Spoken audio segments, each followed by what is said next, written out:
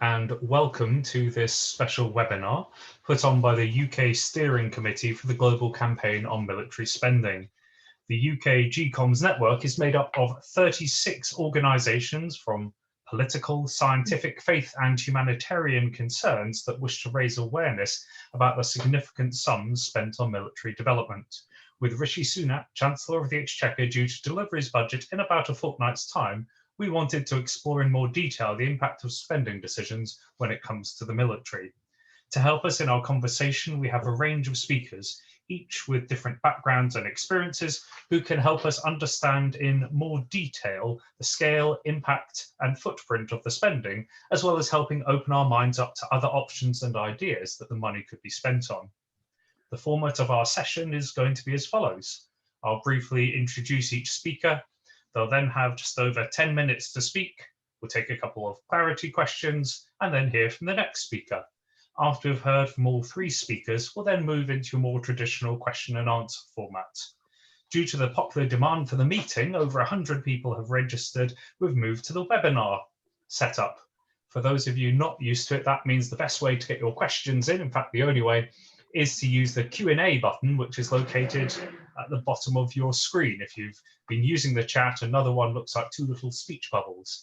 And colleagues Matt and Philip will be scrolling through there to help pick up some really useful questions to take our conversation further. We were due to have Dr. Sam Perlow-Freeman join us, but sadly, due to a family bereavement, he's no longer able to join us. He's invited us to share his slides, and we will do so. And I'm sure both as GCOMS and a wider Peace Network, we wish him and his family well. And also we'll look in future time to hear from Sam and the Nobel Peace Prize award-winning work of Campaign Against the Arms Trade. So our first speaker for today is Kate Hudson, a very well-known public face for peace in this country. She's General Secretary of CND and has held that post since September 2010, having previously been chair of the campaign since 2003. She's a leading anti-nuclear and anti-war campaigner and author of CND at 60, Britain's most enduring mass movement.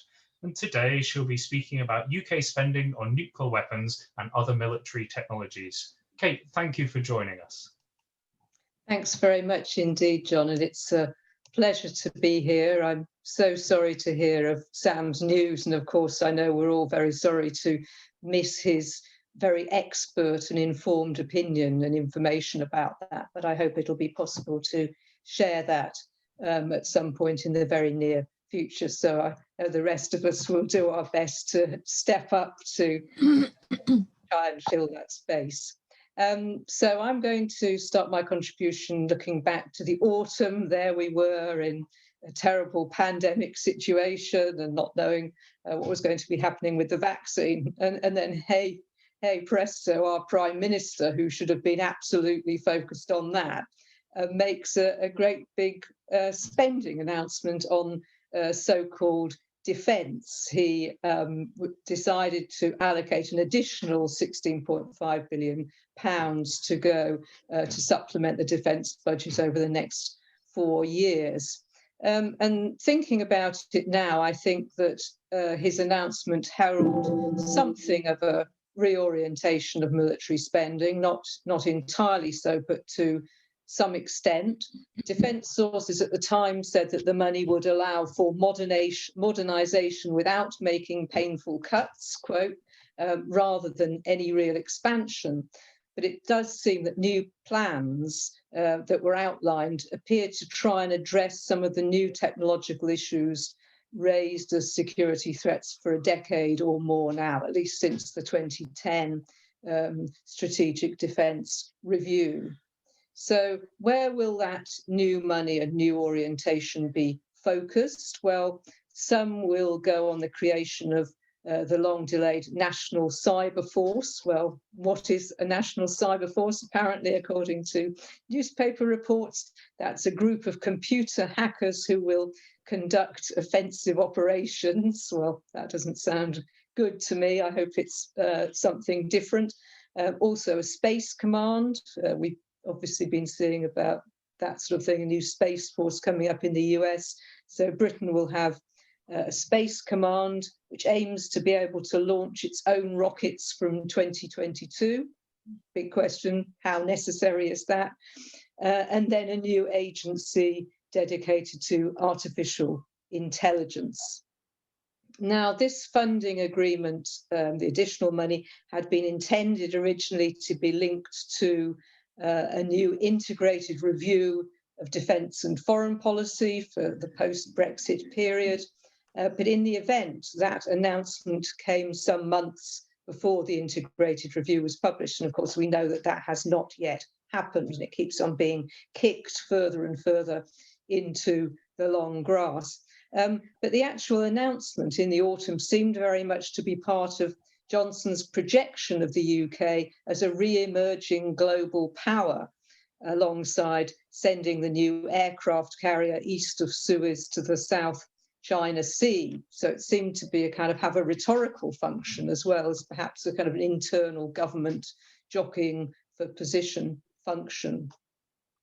I think eventually we're likely to see a reduction in some existing military stalwarts, perhaps cuts in troops and tanks. That's certainly been discussed. Johnson, of course, is fond of words like robotics, AI, and so on. He's also talked about directed energy weapons. I had to look that up. That's a weapon that damages its target with highly focused energy, including laser, microwaves, and particle beams. Well, we've heard about this sort of thing in the past. Is it actually going to work? And in his speech, he also referenced inexhaustible lasers. And then that triggered a big debate on Twitter about whether lasers can indeed be inexhaustible. I can't give you the answer to that. But these developments, these types of sort of space and laser stuff, these have been talked of and presented major challenges for many years, not least, as the European Disarmament Log recently pointed out, the blurring of lines between peacetime and wartime. So, for example, when will large-scale computer hacking spill over into hot war? This is a real question.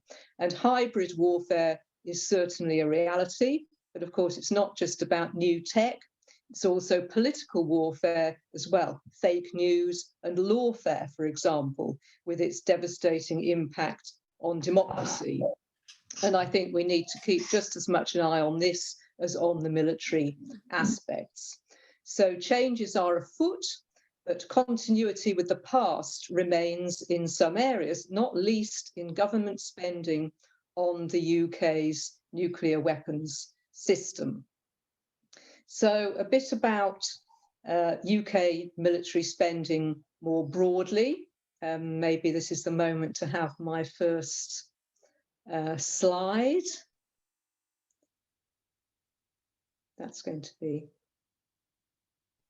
yeah, okay. So depending on which figures you look at, you can read the kind of trajectory of UK military spending in different ways. So military spending as a percentage of UK government spending, which I was looking at on the CIPRI website, that has steadily declined since the end of the Cold War, from around 10% down to around 4.5% last year.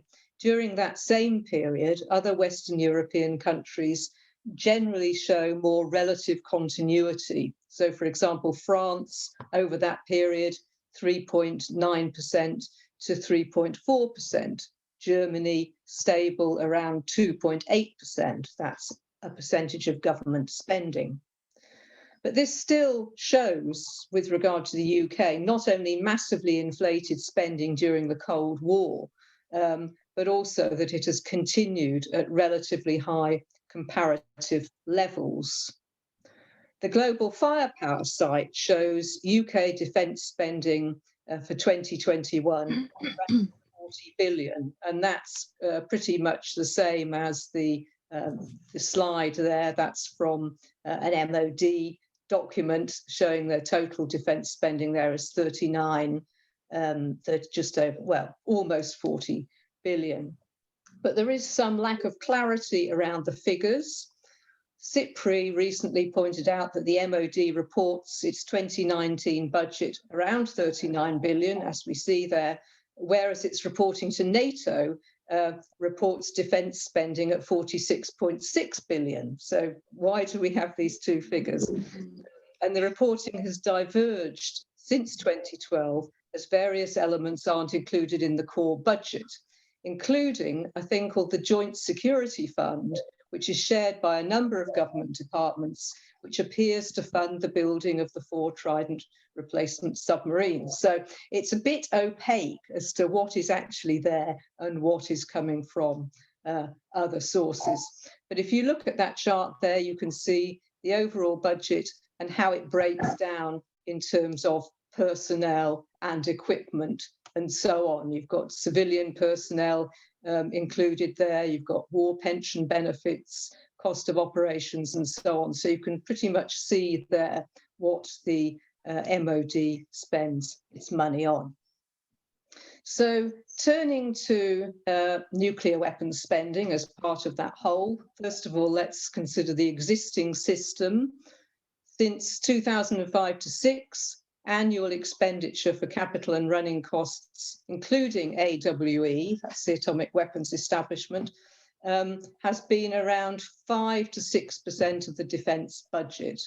And that's an increase of around 2% on the previous period, owing to additional development at AWE. And those of you who are active in CND and other peace organisations will know that from that point we started a lot of protest around the Aldermaston facilities. There's a huge building project there. So currently expenditure on the existing Trident system is around 6% of the defence budget a year. So that's around 2.4 billion a year. So secondly, the cost of the new system, and this is, you can see that slide there, the second slide, the cost of replacing Trident, that's CND's figures there. So a government report last year maintained that its estimate or its projection in the 2015 Strategic Defence and Security Review that the submarine dreadnought programme would cost 31 billion, the 10 billion contingency fund and so on. The government maintains that it is still on track within that spending limit. And every time there's a kind of headline, government spends extra billion on Trident replacements and so on, they say that that is all coming from within that earmarked funding. And they say that it is funded from the MOD's core equipment budget. Now, the MOD may like to sound relaxed and confident about this, you know, we're all on track, we're not overspending and all that sort of thing, but in fact, that's not a widely held view. And the National Audit Office, you know, a parliamentary related office, not quite sure where it resides, but it's a bona fide thing, the National Audit Office, it has raised concerns over the impact of the nuclear programme on the affordability of the MOD's equipment plan. And in fact, some people go so far as to say, you know, the MOD's equipment plan is, you know, it's a kind of deep well with no bottom and so on. So they're in a terrible situation with regard to their so-called big ticket project. So how much is the overall spend going to be on nuclear weapons? Well, those elements are itemised there in our chart. And what's very interesting to us at CND is that the government has never actually refuted our figures. In fact, a House of Commons report recently indicated that the MOD doesn't normally calculate projections of in-service costs, but then went on to quote our figure, CND's figure, as one of a number of possible projections. In fact, it had even done a nice little graph to show that our projection of the costs was within a kind of reasonable projection framework.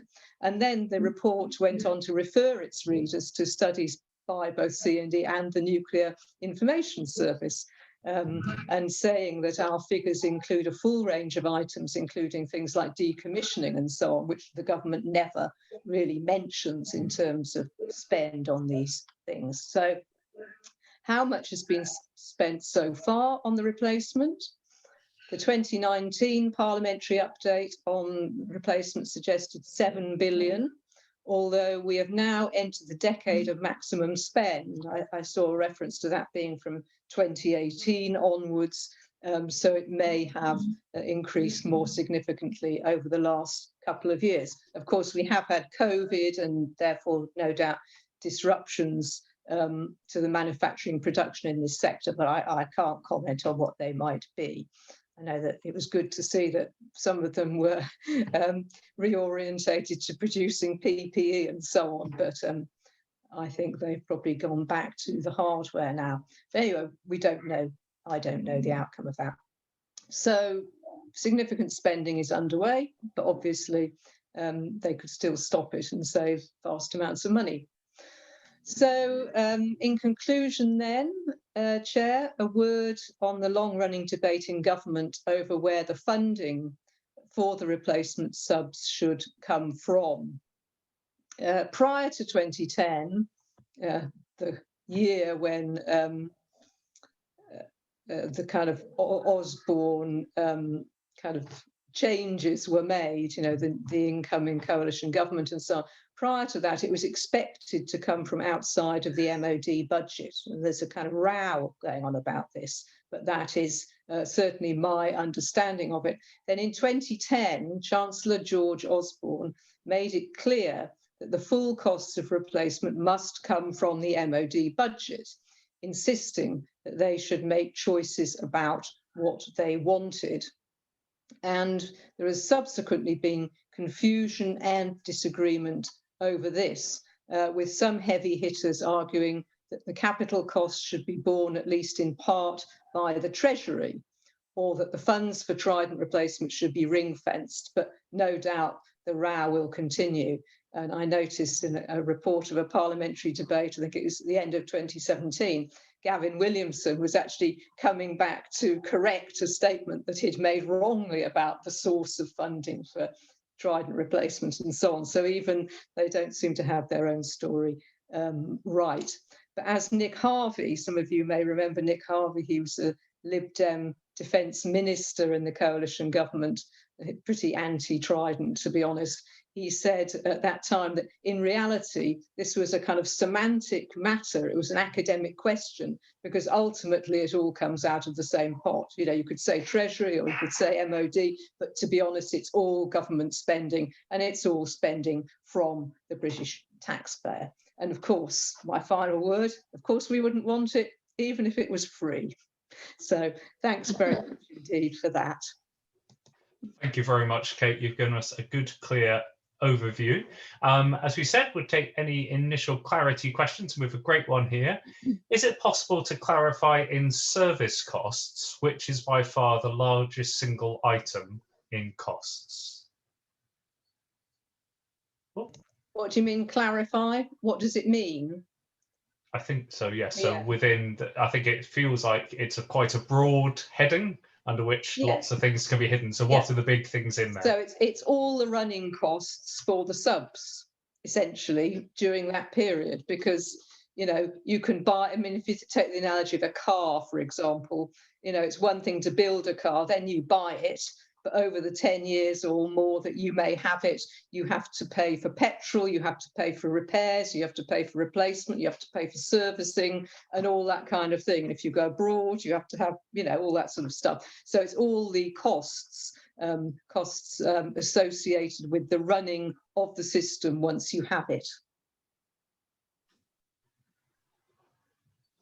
Great.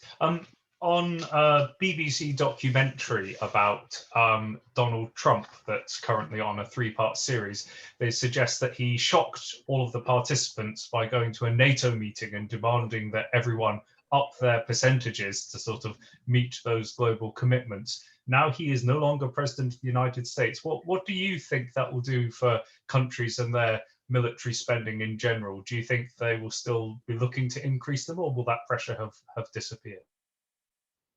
I would imagine that the pressure will dissipate slightly. And of course, that the kind of not only the demand and the offensive way in which it was kind of perpetrated and so on caused terrible conflict and, you know, anger within the NATO member states. And very few countries have actually reached or surpassed that target. I think certainly in Europe, the only country that had definitely surpassed it was Greece. In spite of all the terrible economic problems that Greece has had, they'd made that kind of level of spending on defence. And then, of course, Britain was actually struggling to get its expenditure up to beyond the 2%, you know, and all kinds of different things were being put into in a kind of form of creative accountancy. But I think the key thing is it's an attack on the sovereignty of an individual state, you know, that they should not be allowed to make the choices that they deem to be important and necessary, not only on defence, but on any other form of expenditure. The idea that an outside body should be insisting that a government spends that level, I mean, completely unacceptable in terms of democracy and national sovereignty. Thank you very much, Kate. We'll look forward to hearing a bit more from you later on. Next, we are going to be joined by Dr. Stuart Parkinson. He's the Executive Director of Scientists for Global Responsibility. He holds a PhD in mathematical modelling for climate change and has worked on a variety of climate-related projects. He's been an expert reviewer for the Intergovernmental Panel on Climate Change and provided advice to UK negotiators at the UN Climate Change Convention. He is most recently to be found as Director of Scientists for Global Responsibility, helping gatherings large and small consider the carbon bootprint of the military, and the questions on military spending and climate change are what he'll be talking to us today about. Stuart, thank you for joining us. Hello, thank you very much for having me speak. It's very good to be here. So I'd better share my screen, hadn't I? I've got a few slides to show you.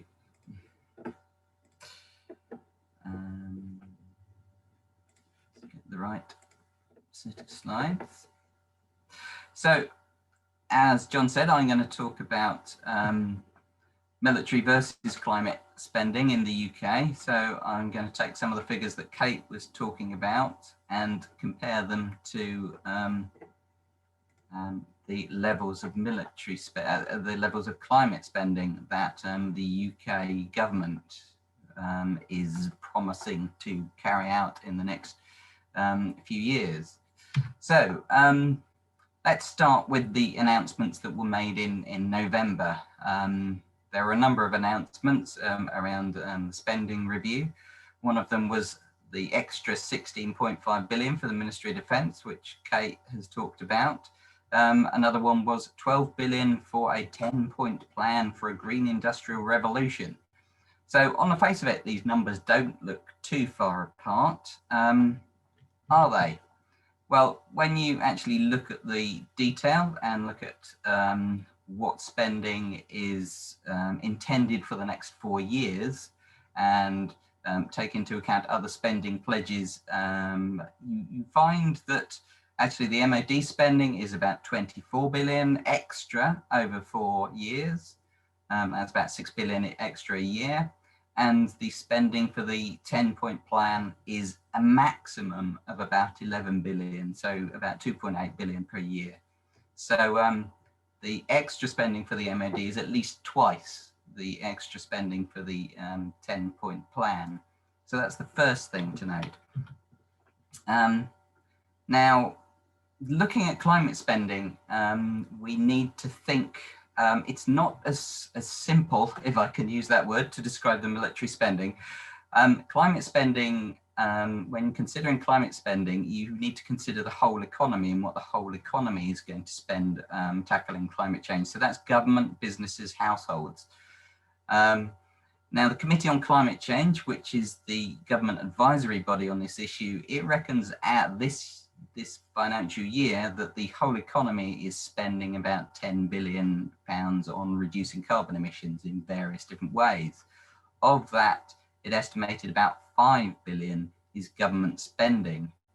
And what the Committee on Climate Change is pushing for to reach a target of net zero carbon emissions by 2050 is that the whole economy should be spending 50 billion a year on reducing carbon emissions or low or zero carbon technologies, and of that, about 10 billion should be government spend, and that should happen over the next few years, this Parliament, at least, but rising to that level within the next couple of years and staying at that level for some time. Now, the key thing to bear in mind is that spending is only government spending is only one of the tools that you use to shift spending within the economy. If you put regulations in place, so for example, banning petrol cars from 2030, which was part of the announcement in November, and phasing in rapidly, not quite rapidly, phasing in electric cars and better public transport, that would be one way in which you would shift household spending and business spending so that you get up to this 50 billion level. Another one is about the way we heat our homes, so using heat pumps, which are electric devices which you can run from renewable energy from the grid. That's another way, and that would replace our gas boilers, for example. So there are a range of ways in which we get the whole economy to shift its climate spending to reach that target. Now, I've added a couple of figures in the last row of this table to look at what might happen. Well, the first thing is to take account of the fact that the current annual spending, which the Committee on Climate Change estimated, was based on the government spending £2 billion this year on something called the Green Homes Grant. And if you have been paying attention to the news in the last few weeks, you will have noticed that the Green Homes Grant has been an absolute failure. This has been an attempt by the government to encourage households and businesses to spend on insulating their homes or installing low carbon or zero carbon energy technologies. And there was a £2 billion budget, and only 5% of that budget is likely to be spent by the end of this financial year. So it's been a real failure. And it looks like the scheme will be cancelled. That's what some media reports in the last week or so have been saying. So, but certainly that money is not going to be spent this year. So that's where the 3.1 billion revised estimate for this year's spending has come from. Then in the total necessary annual spending, well, if you look at what climate scientists are saying needs to be spent or how quickly the transition needs to happen, they argue there's a growing proportion of climate scientists are arguing we need to transition in the UK to net zero by 2030. And that's going to cost rather more.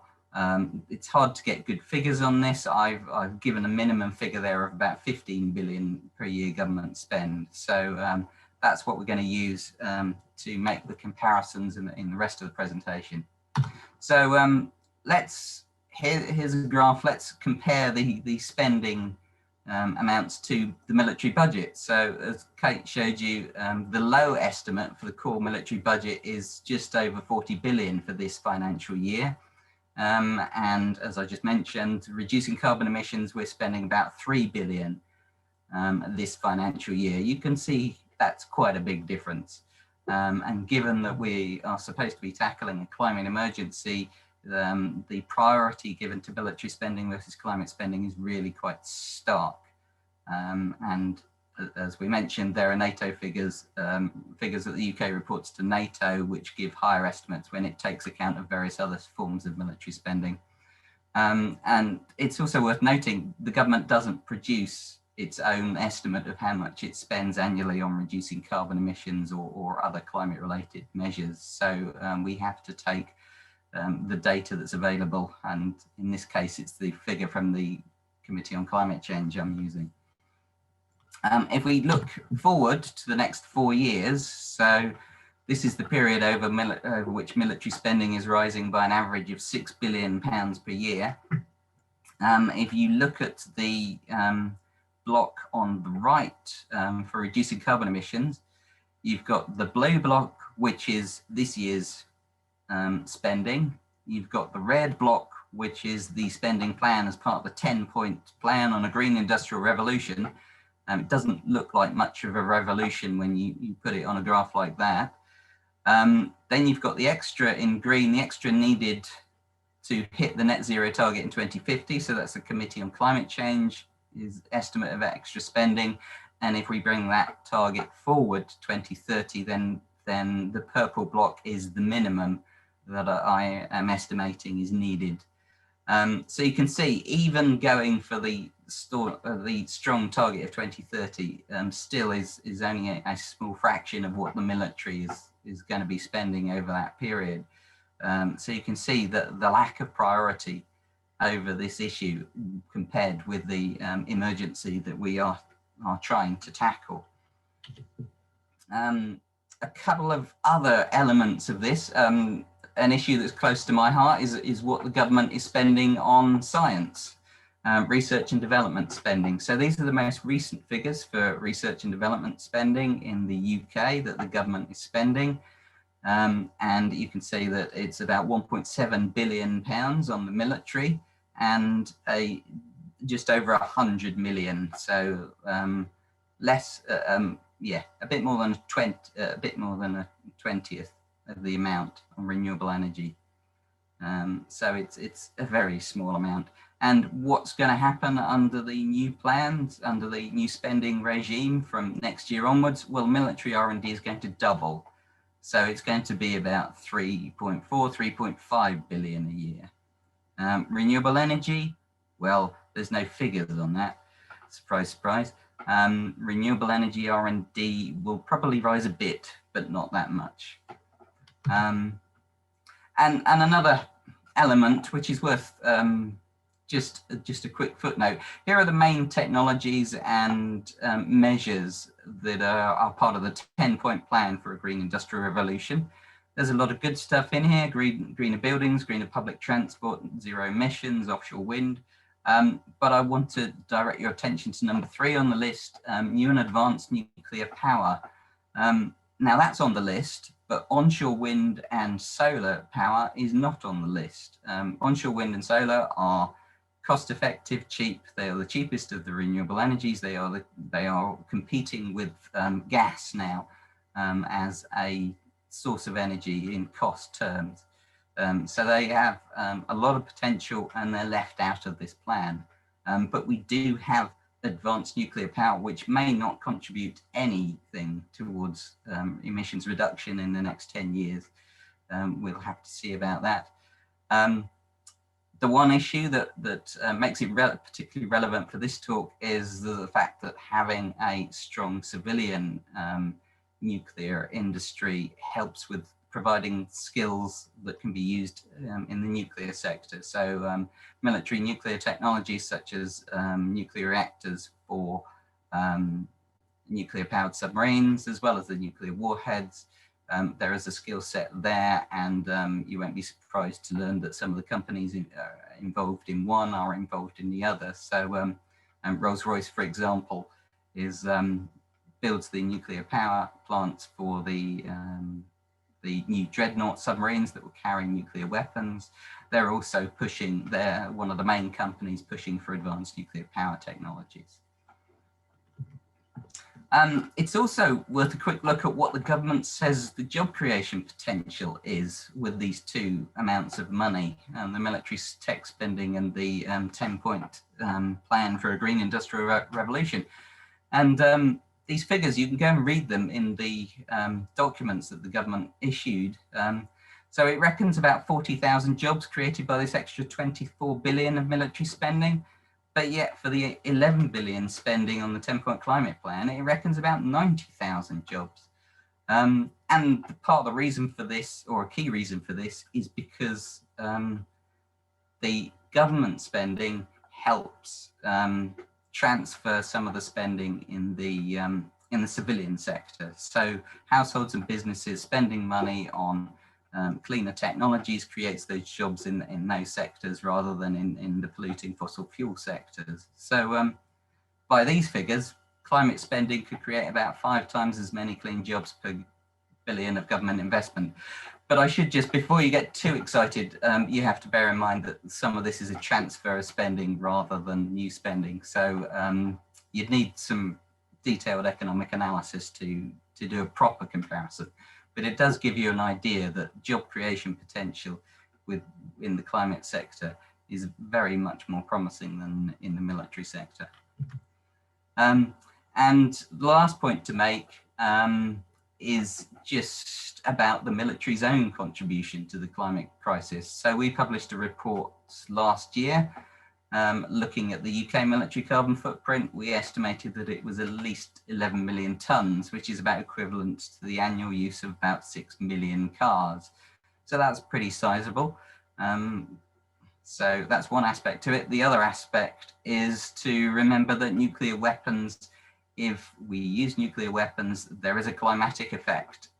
When you explode nuclear weapons and cause explosions and huge fires, that injects smoke into the upper atmosphere. We've calculated that if you use the warheads on just one Trident submarine, that would be enough to cause catastrophic cooling and lead to what we've been calling for many years is a nuclear winter. So you can read our other reports to find out more about that. So the choice, and this is my summary slide, there's quite a lot on it, but it gives you an idea. On the left, we've got what the current government spending is fueling, and on the right is what we're going to what we try and do if we actually had some coherent plans for tackling the climate emergency. So on the left, you've got playing a leading role in the robotic arms race and deploying aircraft carrier groups to the South China Seas, nuclear weapons, continued exports to fossil fuel dictatorships, and a not very ambitious climate plan. But on the right, you've got a lot more potential to tackle the problems that we're facing, the climate problems that we're facing in a timely way. And you could do that while creating jobs, tackling some and preventing some of the problems that climate change causes that can lead to conflict. And that's where we need to be prioritizing our spending. And I'll put these slides on our website. So there's some references at the end should you want to dig further. Thank you very much, Stuart. Dido on the Facebook page asked midway through when you were going through where the different funding was going, as what's happened to tidal power? Good question. There is no funding in the 10-point plan for tidal power. And there's some research funding, maybe a few million, maybe 10 million on tidal power. No other government investment at the moment. They've talked about it, but they keep deciding no. Thank you. And I'm aware earlier on, John Routley, a former shop steward at Lucas Aerospace, said hello. And so I suppose within your slide looking at the financial transfer, have you done much work looking at the skills transfer? So you showed there'd be lots more jobs if we invested in climate. Does that mean turning the sort of, swords into plowshares type approach to the factories at the moment of producing weapons, or is it actually new businesses that mainly you come from? There are a range of businesses. So some of them will be in manufacturing, some of them will be in areas like solar. I mean, one of the things about solar and wind technologies is there's a good manufacturing potential in both of those. We have one to point out is Hull Greenport up in the northeast. We used to be a shipbuilding heartland and built a lot of military technologies. It's now being used to build offshore wind turbines for use in the UK. So there's an example. So there's manufacturing jobs there. There's also, I mean, in things like energy conservation, you've got insulating people's homes. So if the Green Homes Grant was put into practice properly, there's a tremendous jobs creation potential there for insulating people's homes and the installation of small low carbon technologies, household low carbon technologies. So you've got a greater range of jobs, and particularly in the energy conservation areas, those jobs are spread right around the country, and they can be focused in areas where you've got fuel poverty, so insulating people's houses who can't afford to do it themselves. So you can create jobs in the areas that need them most. So yeah, we're just not exploring this potential job creation. It's a real missed opportunity. Great, and we've got some questions coming in, which we'll come back to later with the panel. Do everyone keep your questions coming in. Thank you very much, Stuart. We've had some really good contributions taking us through the military level. Now our final speaker is going to make us think more about how else the money could be spent instead. We have Deborah Burton joining us. Deborah first worked for UNESCO-backed African publications before going into the programming of international arts and films festivals, and from there she moved into film production. Her first short screenplay starred Martin Sheen, and she's a former governor of the London Film School. A change of direction took her into working on a number of single-issue campaigns, and in 2004 she went to Christian Aid working on trade, tax and climate campaigns. She left there to go and co-found Tipping Point North South, a non-profit co-op set up to support theatrical feature documentaries on anti-war and pro-Palestinian issues. Many of you may have seen some of the films as they were distributed and shown both nationally and by community groups. It's continued to work on high-profile events and is focused now on single-issue work. As of last year, its Transform Defence project has become its main advocacy initiative. She'll be speaking to us today about other spending priorities, such as poverty eradication. Deborah, it's great to have you with us. Over to you. Thank you, John, and for the invitation to be part of today's event.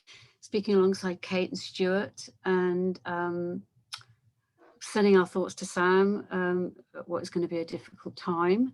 And all three of them have trodden this path far longer than we have, so it's an honour to be speaking with you all. Yeah, I'm here to talk a little bit about alternative spending priorities, and I think it's clear from the talks from Kate and from Stuart that the scale of the gap between where the MOD's priorities are and where the actual people and planet need is just, it's yawning. It's a yawning gap. And it's all the more challenging when you think that alongside the UK, any one of 10, 20 other nations that comprise the big spenders are in exactly the same place. Just to say a little bit about our work, because I think there'll probably be a lot of people on this call who will not have come across us. Yep, Tipping Point was set up in 2009 with our roots primarily in development campaigning. And on one of those projects, that we released in 2010. It was a film called We Are Many, Amir Amirani's documentary about the global anti-Iraq war movement. I met my now long-standing colleague, Dr. Ho Chi Lin, and we started off on this path by putting some flesh on the bones of a campaign proposal on cuts to military spending that I felt needed to be taken back into the development sector, who were really not addressing the structural nature of militarism and its impact on development. And that policy and advocacy framework that we worked up took shape as something we call a 5% proposal, which is a two-part formula to more or less halve global military spending over a 10-year period, and thereafter applying a mechanism which would drive down budgets and that collectively you'd reallocate savings to global development and green economy needs. So we also work now a little bit on the global military's impact on climate change and development. And I saw in the chat somebody mentioning the Green New Deal. We do lobby on the absence of the military and Green New Deal discussions. And in December, we launched this umbrella project called Transform Defence, and we launched with a couple of reports, one on the global military and climate, but the other, which speaks to alternatives, was on the global military spending, sustainable human safety and value for money. So I'll be mainly looking at the international context of this, not least since the UK is a member of the P5, NATO, G7, G8, and many others, Commonwealth. It is key to decisions made by those bodies and is therefore central to the shift necessary to redirect and repurpose military spending. So to put a few facts into the urgency of the need that we have, I'm just going to put the light on here because some people are looking very light and I'm very dark here. I'm going to put this on. And a lot of you will know this already, a lot of these stats. Conflicts drive 80% of all humanitarian needs. By 2030, at least half of the world's poor will be living in fragile and conflict-affected settings.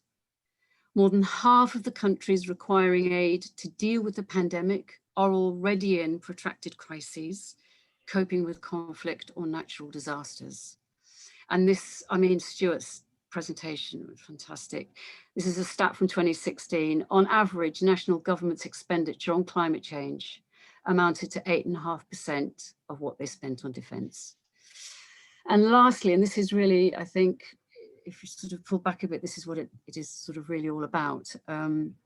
Studies are showing that accelerated climate change, changing atmospheric composition caused by human industry, and ecological stresses arising from the human consumption of resources define a perfect storm for extinctions. All these conditions together indicate that a sixth mass extinction is already underway. That's assuming nuclear war by accident or design doesn't get us first. So it's we all know it's very serious.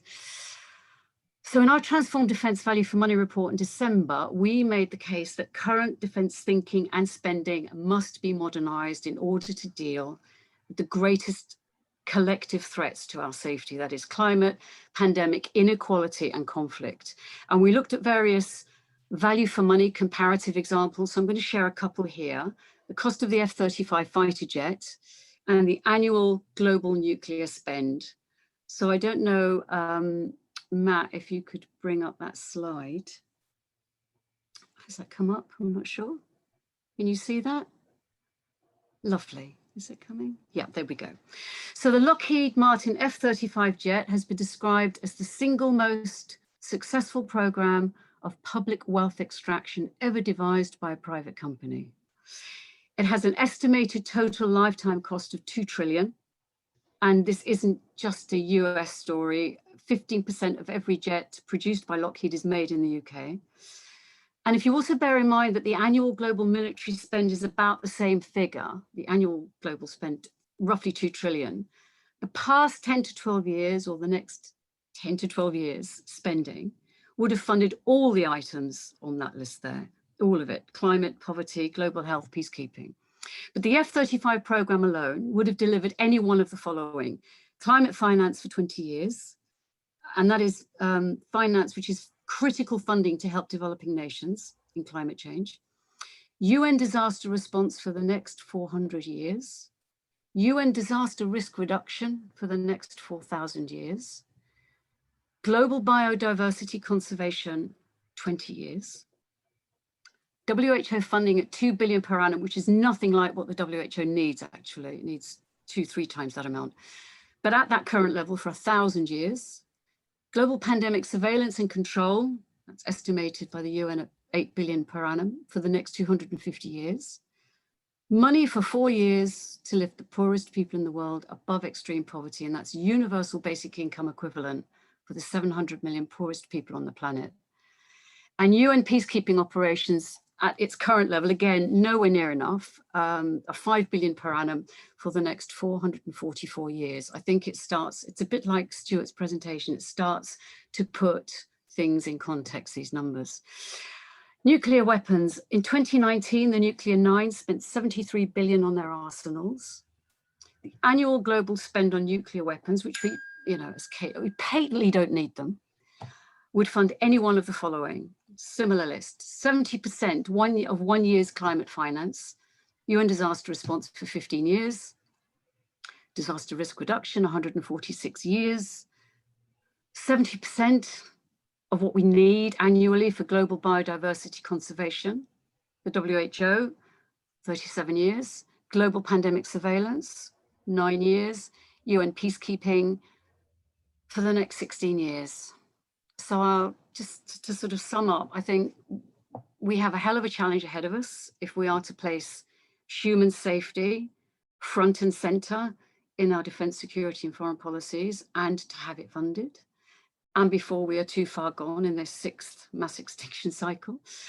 The task is to get policymakers, the UK included, especially, to accept that the time has come to completely upend the risk pyramid. We all can confidently argue that when set against conventional threats and the money allocated to them, which Kate and Sam's presentation would have filled us in on some more, the money allocated to those conventional threats, this 21st century set of priorities climate change, global health, conflict prevention and inequality on any and all grounds of defence, security, safety are of equal or greater, we would all argue greater, measure and validity. And, you know, this global pandemic must be the 11th hour wake-up call that ensures we'll live to see this reversal of priorities and the financing of them. Just lastly, and closer to home and more immediately related to the context of our meeting, which is about the cuts to UK aid, coupled with these major increases in UK military spending. On international development, clearly the UK has got to reverse these absolutely shameful cuts to UK aid, especially at this time of pandemic. Aid is absolutely not a route to structural change. It absolutely isn't. But it does make a huge difference in many situations across the world. And at home, sort of picking up a bit on Stuart's presentation, how we can redeploy that 6 billion. COVID has cost the UK 10% of its GDP in 2020. And we also know that experts are warning that there will be more zoonotic diseases, potential pandemics. They are likely. At the same time, the UK spends, of the 120 billion on the NHS, 3 billion on public health and prevention. And that's basically pre-existing illnesses, prevention of them. And of that, 87 million is allocated to infectious disease surveillance and outbreak management.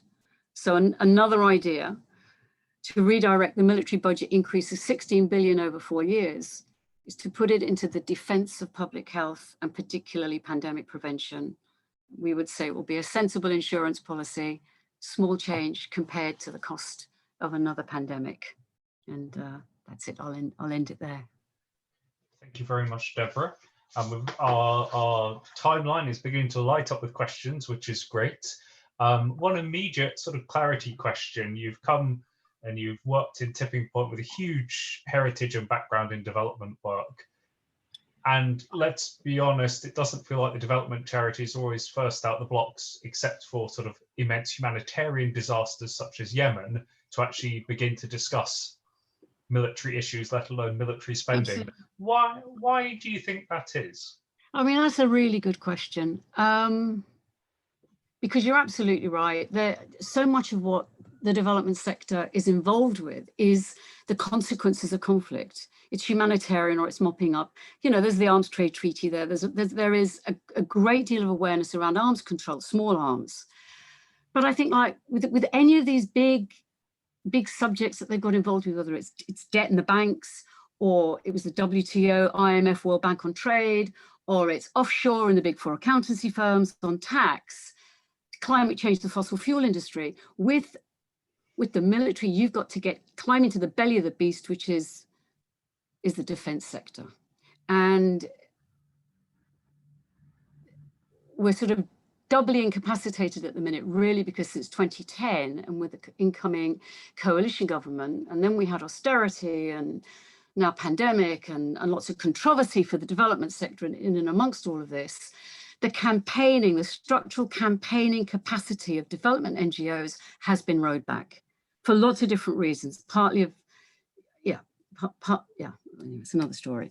So I think it's hard, but at this minute where we're coming from, we've been coming in through the climate change angle because all the development sector is campaigning on climate, and now with pandemic, it's so, you know, the world and their wife are starting to change the way they're framing the language around defense, i.e. human security now. Thank you. And thank you, everyone. I think Matt's beginning to find some people to ask some questions. Kate, you've been relaxing for a while, so Stuart's covered it, Deborah's covered it a bit.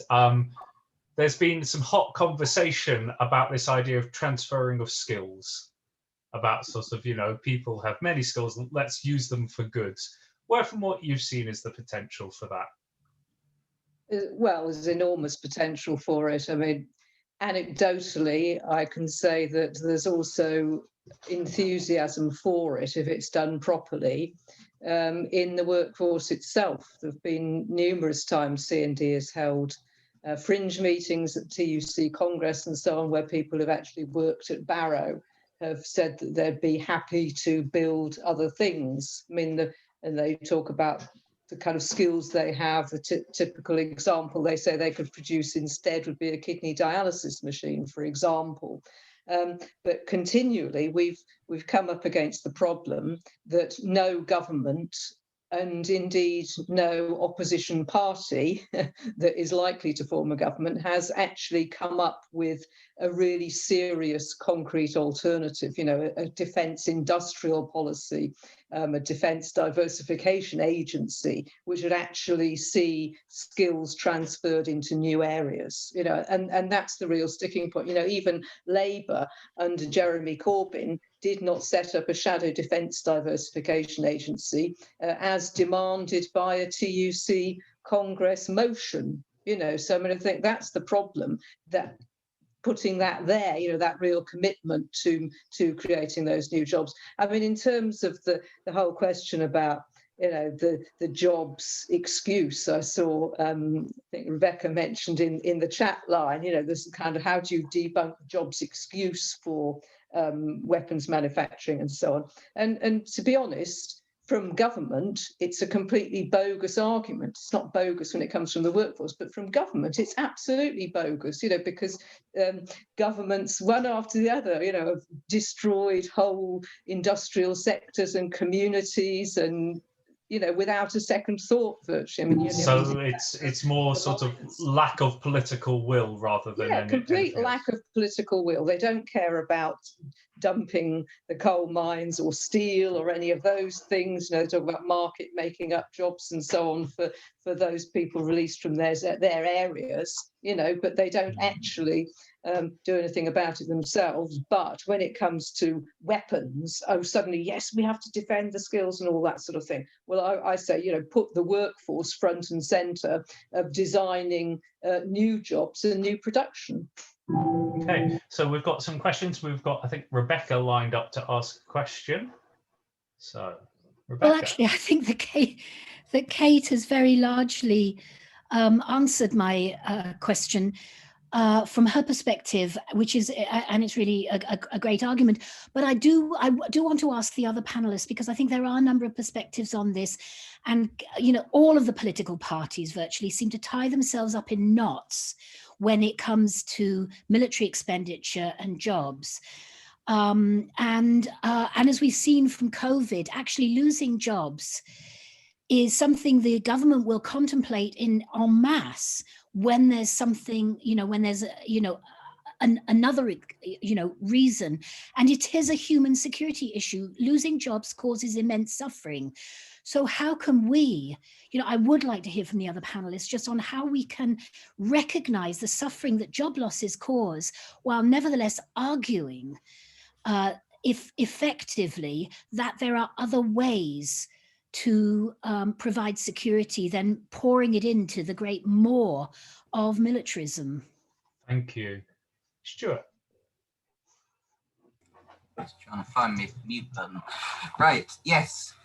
I think Reb is absolutely right on this. It's a convenient excuse, and Kate too. It's a convenient excuse for governments when it's useful, but they ignore it when it's not useful.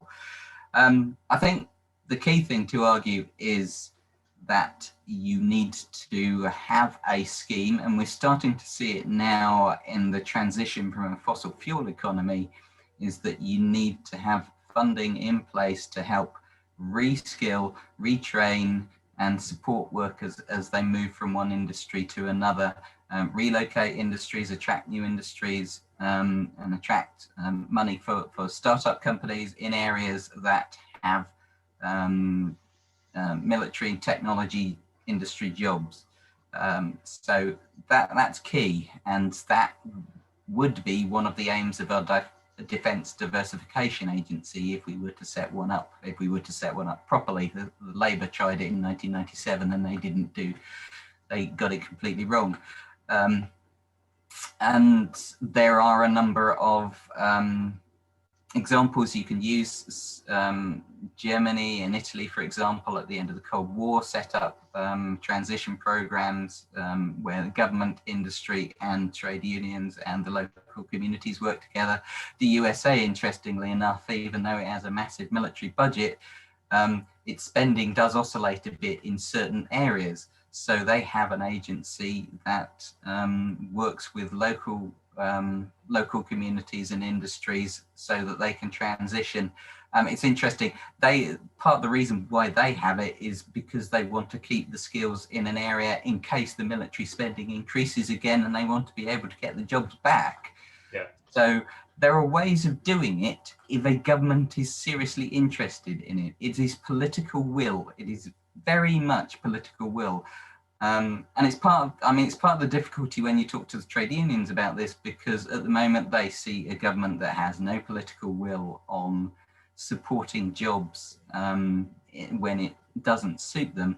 And so if you talk about cutting military spending and the potential jobs losses that might result, and they say, well, you know, we're going to protect these because we can't see any sort of transition plan that might help us out of this. It's interesting, the debate is different in Scotland, which makes it more interesting there. The Scottish National Party is talking about a Defence Diversification Agency. It's looking at the transfer of jobs from the fossil fuel to renewable sectors, for example, and realising there's overlap. It says it has no jurisdiction to create a Defence Diversification Agency. I think it could find a way, and I would like to have a chat with some SNP people about this if there are any online today. So I think there are possibilities there. So its political will is the basic thing, and then the job creation potential, as I've shown with some of the figures there are other figures that show the job creation potential in green sectors is very large, and you can get more jobs from spending per billion of pounds than you can out of the military industrial sector, because a lot of the jobs aren't so capital intensive. We're going to work our way through a few more questions. Deborah, though, with your 5% challenge and the tiered reduction in spending, where does jobs transformation fit within that? The purpose of the 5%, was to try and create a framework, some sort of a structure around which development agencies could get their head around how they could start to, you know, bite bits off the elephant that is military spending. So it was more about coming at it through a kind of climate and you could say an MDGs, SDGs entry point. How can we cut military spending in order to save and reallocate? You know, the MDGs had gaping holes, the SDGs had gaping holes. Stuart has shown us climate finance is just not on the agenda. So it really wasn't so much about a domestic, you know, the domestic jobs placing in that. But I think Rebecca's point really goes to the heart of, if I could pick that up, really goes to the heart of how a country sees its place in the world. You know, it's foreign and defence policy, and we have a massive, again, what Stuart's saying that's fascinating about Scotland, they're cutting loose, they're seeing themselves differently. They have nuclear submarines parked there, they have a completely different framework. We're stuck with a kind of 19th, 20th century framing of how the UK, England, sees itself in the world, and until we can get to grips with that, we've got to struggle to get to the point where people can understand that jobs diversification is the way forward. It is the future. I'm just thinking that what the pandemic kind of allows now is a bit of apples and apples comparison rather than apples and pears, because I think in 2015, it was around about the time of the 2015 election, I don't know if it went out there, but Greenpeace were going out with a poll, and the poll was, would you rather spend on Trident or the NHS? And it just nudged in favour of Trident. I don't know that poll went out there. I don't know, and in CND have just had their poll out there. I'm not sure now whether that is tipping, because now people are understanding that Trident and health may be all part of a defence discussion. So maybe we're moving into that space where diversification might become a bit more understandable. And keeping with the global perspective, Linda's got a question for Stuart, and she's about to head off, but it's a good one. So Linda, do come and ask your question. Thank you. There's a fantastic coalition building up to campaign around COP26. Huge number of environmental organisations and development organisations too. Is SGR going to get involved in this? And hopefully CND and all the other anti-militarism organisations too? Because if we could convince all the climate activists that this is a really key part of switching to really tackling climate change, that will be a huge step towards bringing about change amongst the public and pushing the politicians to do something. Yeah, the first question, in answer to your question, yes, we are. I will be speaking at the next COP26 coalition event, which I think is at the end of March. Yeah. Yeah. So I'm already, well, I'm part of a workshop that we've applied to run. I don't know that we've had agreement yet to run it, so we're waiting to hear on that. But I very much would like to do that.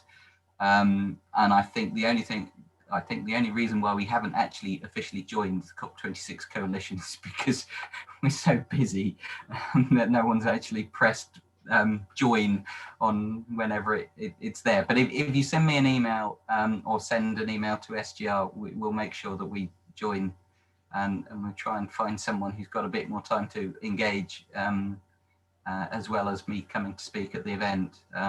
But yeah.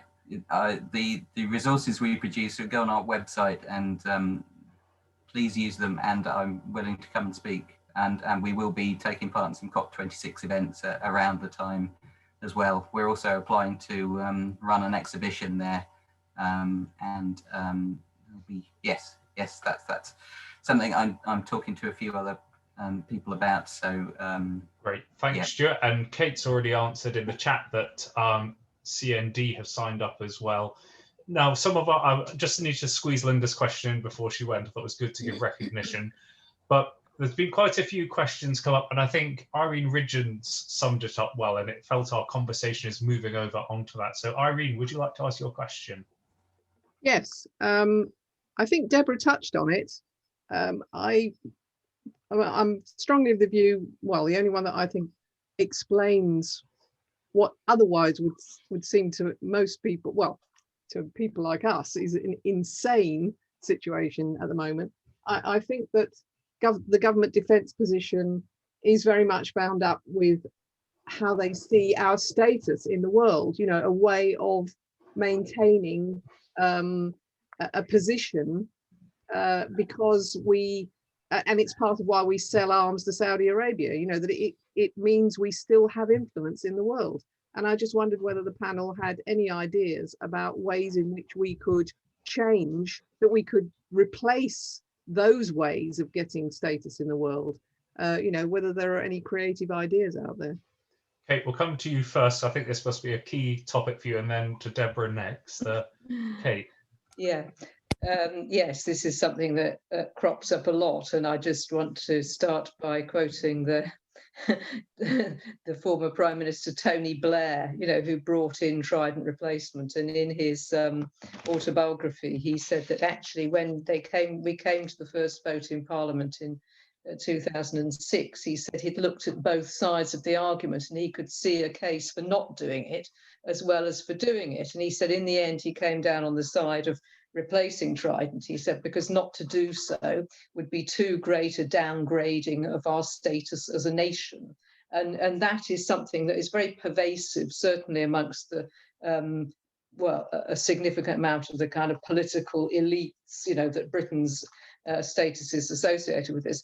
But I really do question status in whose eyes? You know, there are 9 countries with nuclear weapons. The overwhelming majority of the rest of the world wants to get rid of them, you know, so they don't admire countries with nuclear weapons. Consider the TPNW, the UN's Global Ban Treaty, which has now come into force. You know, the overwhelming majority of states support that, and increasing numbers are ratifying it. They want to see some global leadership from countries that give them up and comply with their NPT obligations. You know, so if Britain were just to reassess its role in the world and see that possessing weapons of mass destruction is not something to be proud of, you know, then things could go in a different direction.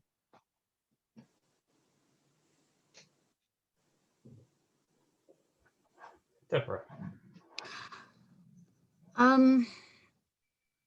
Well, Hoshi and I have been working, and we hope to have it out in May, and it's really it's a I'm not sure whether it'll be a book, it's long, but it's trying to think through what a blueprint for a new global foreign and defense policy might look like. Because for all that we are, the UK, the French, the Americans, wrapped up in status, it's all predicated on 19th, 20th century thinking.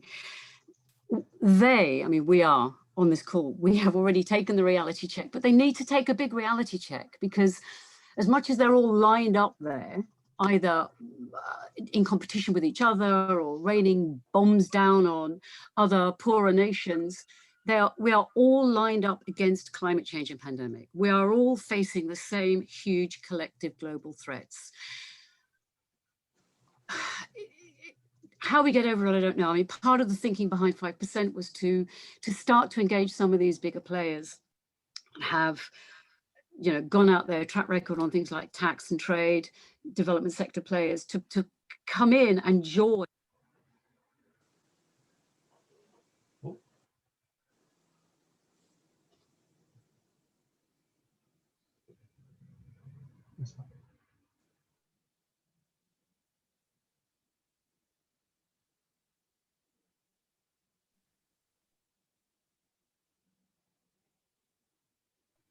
Deborah, I'm afraid your animation appears to have knocked out your microphone somehow. Can you just try muting and unmuting? Nope, you're muted, so if you unmute. Oh no. No. Oh, Deborah, that's very frustrating, but we're getting there. And just linking to the different ways that the UK can use its money, as Stuart was saying earlier, to show what it should be about rather than necessarily the priorities that it does have. And we've got Colin with an interesting question about DFID. And Deborah, maybe if you just if you type the answer into the conversation chat so you can still engage. Colin, what's your question?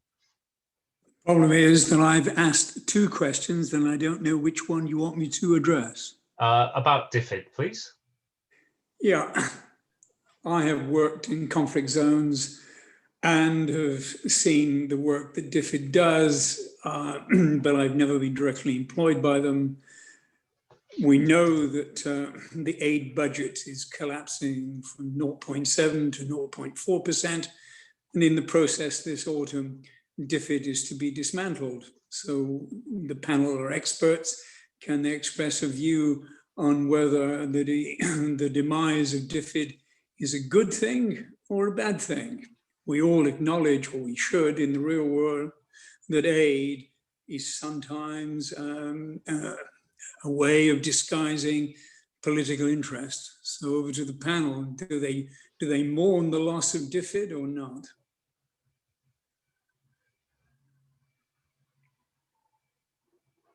So Deborah, I'm afraid we can't hear you. So if you use the chat and type away. Shall I give yes, a quick please answer? do, Stuart. Waiting. I have done work funded by DFID, so I am aware of what they do and how they work. I mean, I think DFID has come a long way since the Overseas Development Agency under the previous Conservative regime, and what the reforms that were done in the early years of Blair's Labour government were in that area generally positive, and then the increase of the aid budget up to 0.7% GDP or thereabouts was helpful. despite, you know, we know that aid is only part of the solution, but to merge it with the Foreign Office and downgrade it essentially, I think is a major problem. And it's essentially, I mean, this is putting it back where it was in the 90s and before. It ties it to UK foreign policy more, and the potential to tie it to UK military policy as well. And I think that's very dangerous. We had all sorts of problems with tied aid in that era, where aid decisions were related to both foreign policy and military decisions, but also trade decisions. And I think it's very dangerous where we've gone, particularly with Brexit and the way Britain is going with its new Department for Trade, for International Trade. I fear for where things are heading. Thank you. Okay, I think we've got time for one more question. Deborah has typed about aid's a tool of foreign policy for sure, but DFID has got behind some excellent work over the years. So given where we're here, it isn't good just to cut off their commitments. Aid should, though, be about global justice, about universal services. Thank you very much. So we've got one last question, hopefully. I did. Wondering which one we should take. And now I can't find one.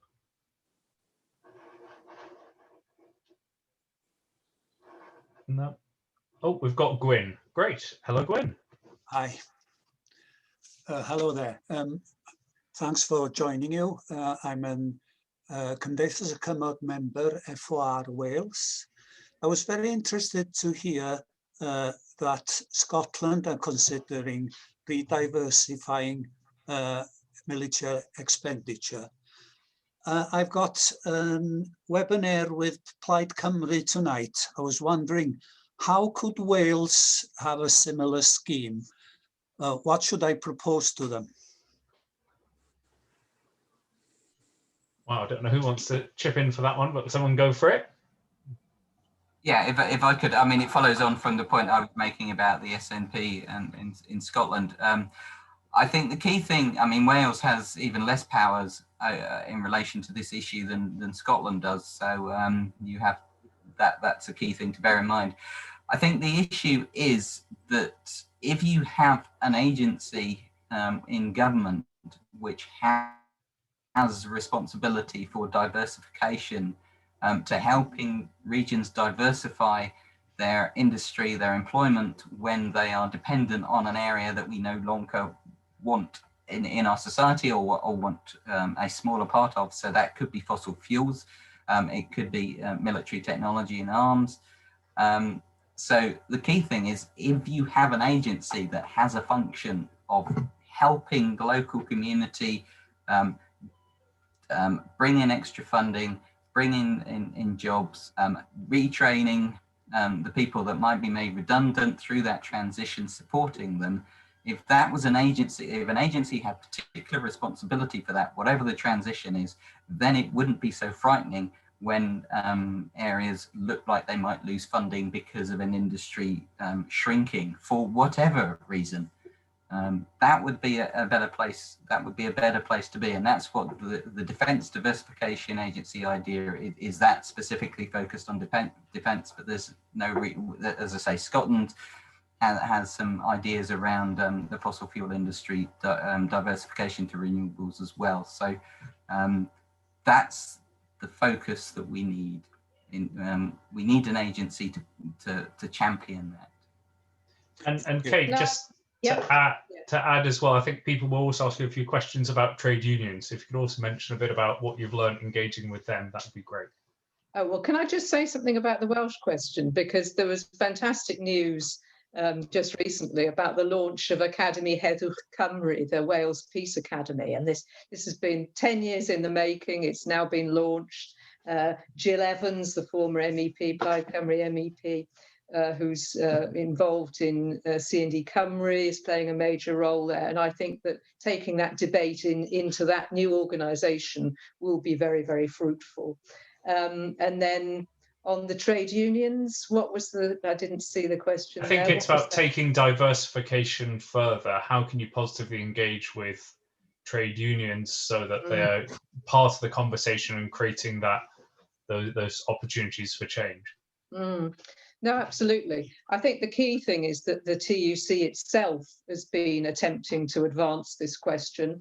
There are a couple of unions which have members in the sector who have slightly different positions, which is that they will support Trident replacement once there is a guarantee of other jobs, but I think that having that discussion with the trade unions, with the workforce in particular about different employment forms is absolutely crucial. And it's very positive to see participants on the call here today who are essentially involved themselves in that work, particularly in the past around Lucas Aerospace. There's a huge amount of expertise and knowledge and so on there.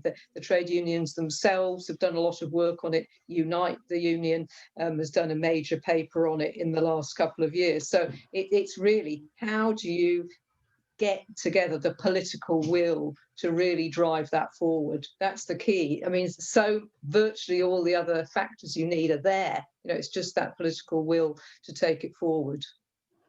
Great. Deborah, can you try saying something? We'll just have one last chance to see if your microphone started working. No. Oh. So I think we will wrap this up, because it's been great to have a diverse range of speakers to help us all think. Thank you to everyone who's logged on and joined us for this very fruitful conversation, for those wide and varied questions that have really helped us think more deeply, not just about the big figures, but actually what the alternatives are. If you're inspired to get more involved, then please do keep an eye on your inbox. We'll be folding a follow-up web workshop around the week commencing 15th of March, which will be much more sort of your usual multiple squares on the screen, everyone getting to meet and get to know each other. Then there is the usual Global Day of Action between April the 10th and May the 9th, all around the world, highlighting the challenges of military spending. So consider what you can do, as well as looking out for what else may be there and already happening. For the latest from the UK, keep an eye on our website, or look at the global website, demilitarise.org, as well as on Facebook and Twitter. And thank you to those who've been watching the live stream on Facebook. And I'd like to thank our speakers and the steering group, to Kate, to Stuart, and to Deborah, in some ways, especially Deborah, having been cut off in your prime. Thank you for your time, for the detailed content of all of your talks, the flexibility that you've shown in changing the order, and for helping us all think more clearly about military spending. Thank you to Colin and Philip from the steering group, who've worked tirelessly to organise and ensure everyone's in the right place at the right time. And thank you to Matt, our network coordinator, who's ensured most of the digital bits have all been in the right place at the right time, and enabled many of you who'd logged on and joined to be able to not just type your question, but also to share it and stand up with a microphone.